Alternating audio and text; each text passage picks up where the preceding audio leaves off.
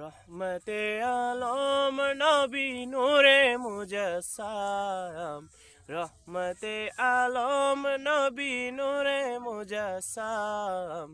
সাহাবীরা আতর বানায় ওই নবীজির ঘাম, সাহাবীরা আতর বানায় ওই নবীজির ঘাম। রহমতে আলম নবী নূরে মুজাসসাম, রহমতে আলম নবী নূরে মুজাসসাম।